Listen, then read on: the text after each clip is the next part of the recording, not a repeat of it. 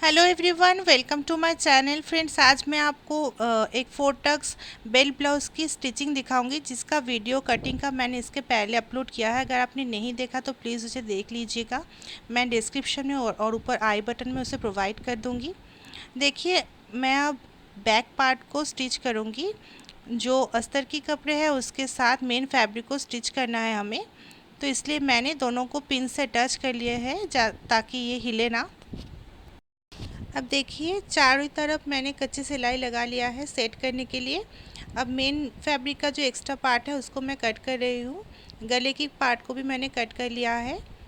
अब देखिए, कमर की तरफ जो 1 इंच का मैंने टक्स के लिए मार्किंग किया था, वहाँ पे मैं टक्स लगा रही हूँ।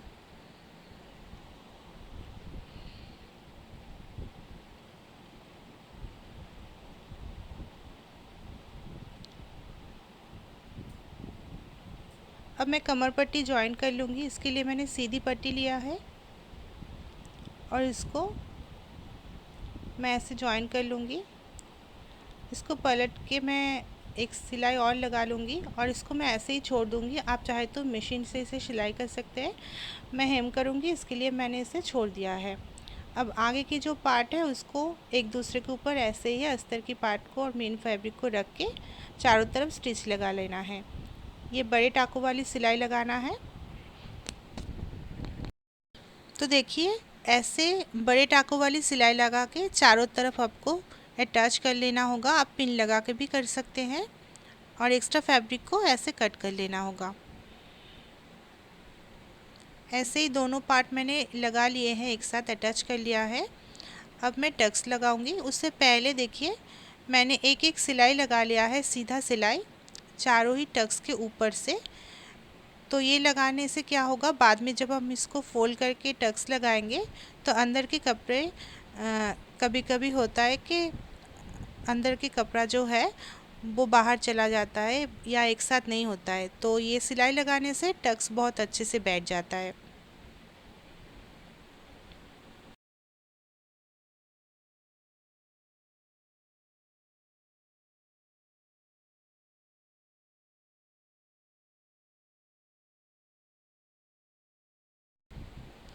अब हम इसे फोल्ड करके टक्स लगाएंगे।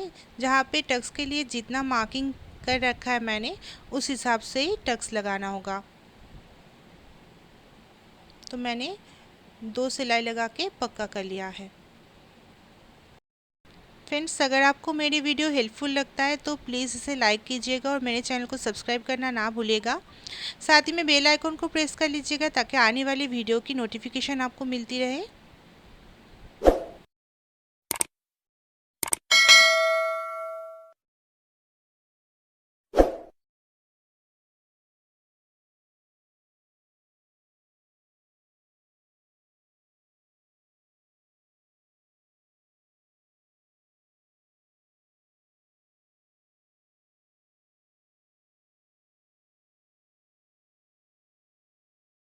देखिए, मैंने एक साइड में टक्स लगा के, चारों ही टक्स लगा के इसको कंप्लीट कर लिया है।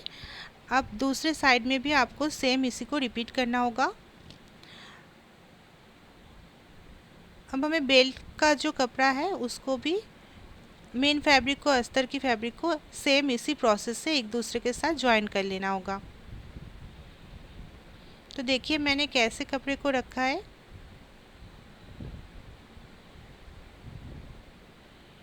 तो ये दोनों कंप्लीट हो गया है बेल्ट का पार्ट। अब हमें ऊपर के पार्ट के साथ बेल्ट की पार्ट को अटैच करना होगा इस तरह से। दोनों ही राइट साइड अंदर की तरफ रहेगा।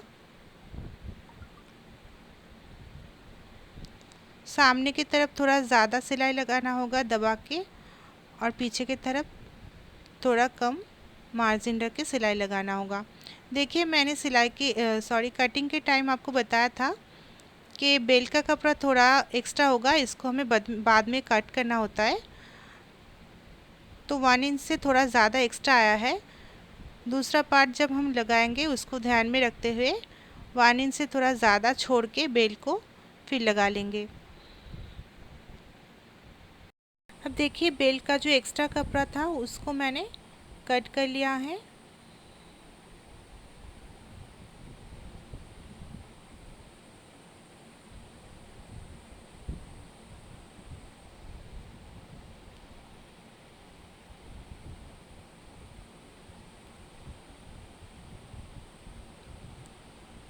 और मैं हुक और आई की पट्टी लगा के इसको कंप्लीट कर लूँगी फ्रंट पार्ट को।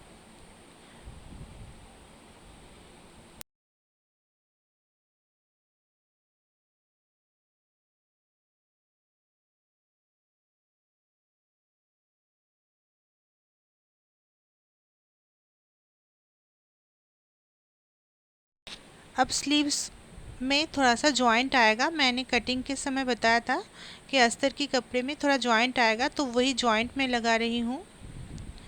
जब हम जॉइंट लगाते हैं ऐसे तो ऊपर से एक और सिलाई लगाना होता है इस तरह से। ये कंप्लीट हो गया है। अब हम मेन फैब्रिक के ऊपर इसको रख के सिलाई लगाएंगे। तो इसके लिए दोनों ही फैब्रिक का राइट पार्ट अंदर की तरफ है, रॉन्ग की साइड में सिलाई लगाऊंगी बॉटम में।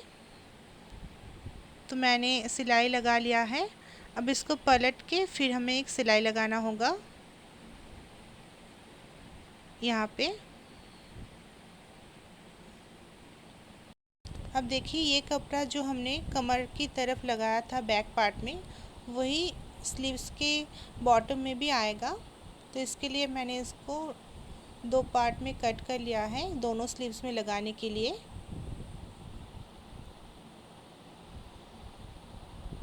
और इसको फोल्ड करके ऐसे लगा लेना होगा।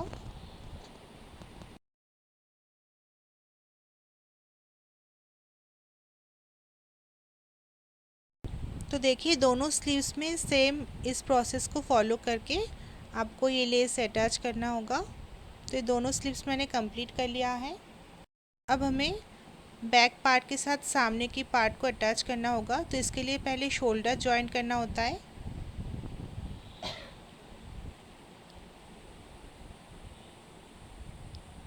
तो मैंने शोल्डर जॉइंट कर लिया है पहले। उसके बाद ब्लाउज़ को सीधा करके एक साइड से, दोनों साइड से हम सिलाई लगाएंगे।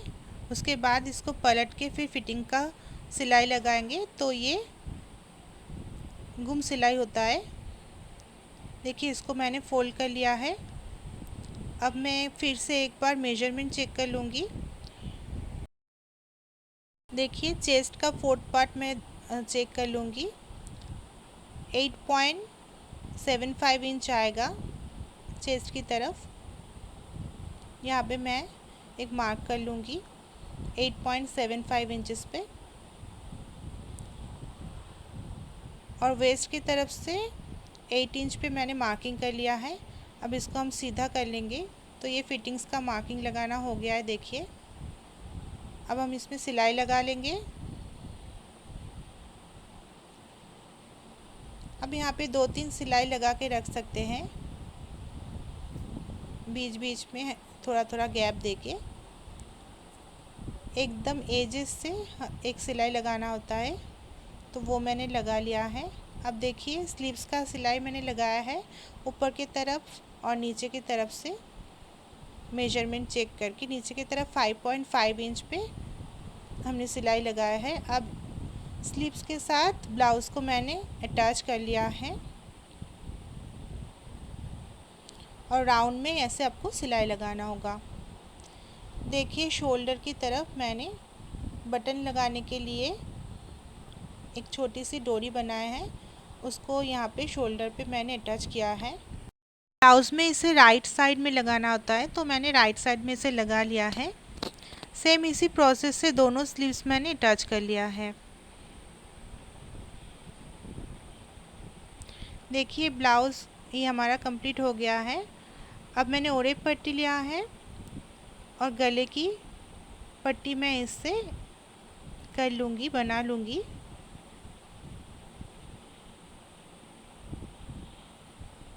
बीच बीच में थोड़ा थोड़ा आप छोटे छोटे प्लीट लगा सकते हैं, खास करके जॉइंट में या जहाँ पे फोल्ड आता है।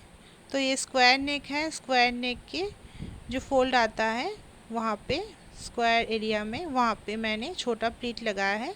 तो ये फोल्ड करने में आसानी होगा।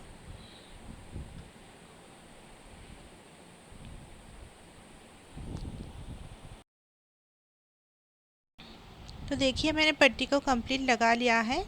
अब मैं राउंड जहाँ जो एरिया है वहाँ पे और स्पेशली कॉर्नर्स पे छोटे छोटे कट लगा लूँगी, तो फ़ोल्ड करने में आसानी होगा पट्टी को। अब पट्टी को फ़ोल्ड करके सीधे तरफ पट्टी के ऊपर एक सिलाई लगाना होता है, और मैं ये सिलाई लगा के छोड़ दूँगी क्योंकि मुझे हाथों से तुरपाई करना है गले की पार्ट को, तो ये फिनिशिंग अच्छा होता है। आप चाहे तो मशीन से इसे कंप्लीट कर सकते हैं। तो देखिए ये ब्लाउज़ का फाइनल लुक है। आज का वीडियो कैसा लगा फ्रेंड्स ज़रूर बताइएगा कमेंट करके। अच्छा लगा तो लाइक कीजिएगा। Thank you for watching. Bye bye.